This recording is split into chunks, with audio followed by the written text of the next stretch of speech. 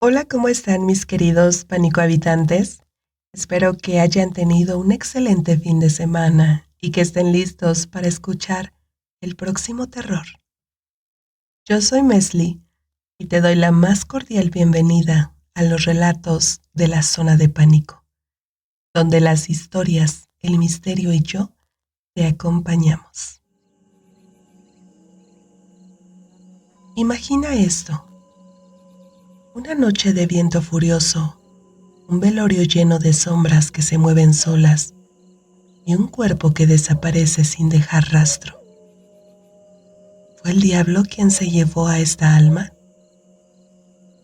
Esta es una historia real que aterrorizó a un pueblo entero y que nadie ha podido explicar. No te vayas, enseguida te cuento todo.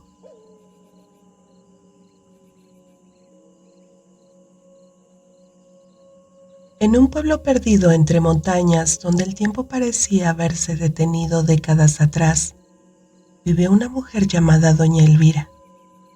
No era una persona cualquiera. Todos en el pueblo sabían de ella, pero pocos se atrevían a mencionarla en voz alta.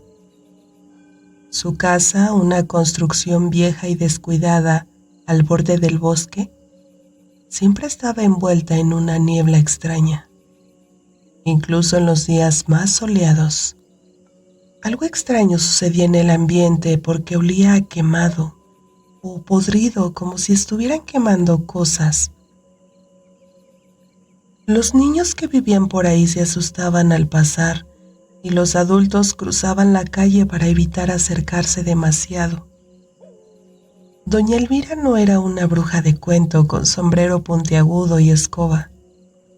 Era una mujer delgada, de rostro severo y ojos profundos que parecían ver más allá de lo normal. Se rumoreaba que hacía trabajos para la gente del pueblo, pero nadie hablaba abiertamente de ello.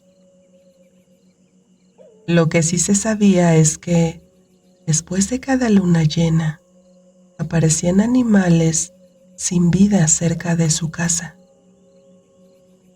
No eran fallecimientos naturales. Estos animales aparecían sin cabeza, con las patas torcidas en ángulos imposibles, como si algo los hubiera despedazado con rabia. Los perros del pueblo aullaban cada vez que pasaban cerca de su casa. El tiempo pasó y doña Elvira envejeció. Su presencia se volvió menos frecuente, pero el miedo que inspiraba no disminuyó. Un día, simplemente no se le volvió a ver. La encontraron en su cama, fría y sin vida. Su fallecimiento no sorprendió a nadie, pero lo que ocurrió después dejó una marca imborrable en el pueblo. El velorio se llevó a cabo en su casa, como era de costumbre. La habitación principal estaba llena de velas y el ataúd de madera sencilla descansaba en el centro. Los vecinos y familiares se turnaban para verla, pero algo en el ambiente no se sentía bien. Era como si el aire estuviera cargado de una energía pesada. Las velas parpadeaban sin razón y las sombras en las paredes parecían moverse cuando nadie las miraba. Esa noche, alrededor de las 11 de la noche, el viento comenzó a soplar con una fuerza inusual. No era un viento normal. Era como si un tornado hubiera decidido pasar justo por ahí. Las ventanas crujían, las puertas golpeaban y las velas se apagaron de repente, sumiendo la casa en una oscuridad total. La gente comenzó a murmurar, a buscar fósforos para encender las velas de nuevo, pero el viento era tan fuerte que era imposible. En medio del caos, se escuchó algo que heló la sangre de todos los presentes.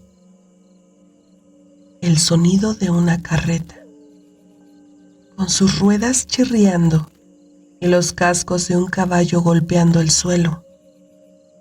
Era un sonido claro, nítido como si estuviera justo afuera de la casa.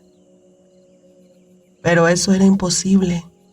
No había carretas en el pueblo desde hacía décadas.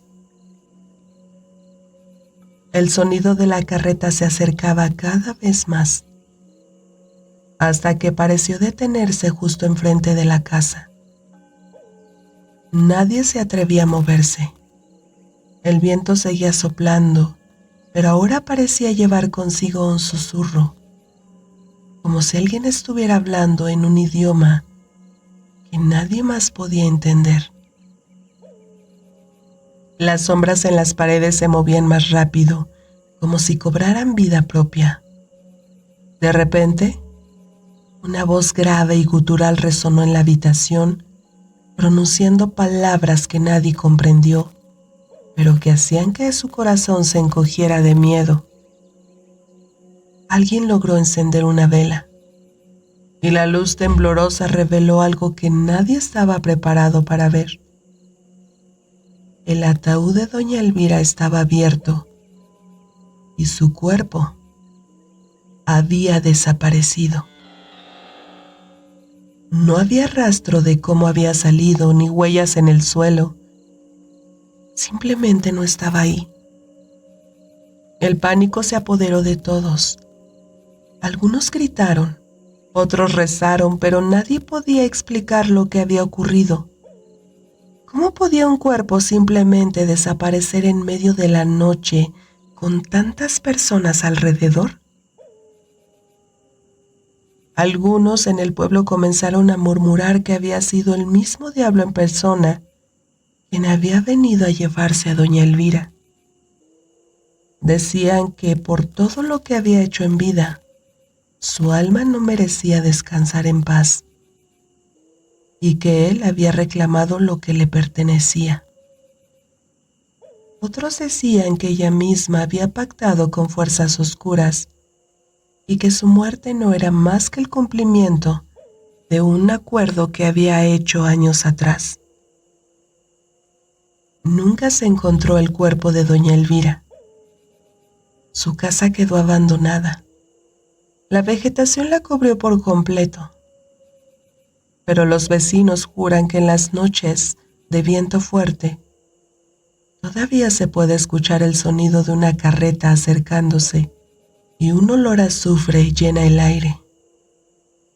Algunos incluso dicen haber visto una figura oscura, como una sombra, rondando lo que alguna vez fue su hogar.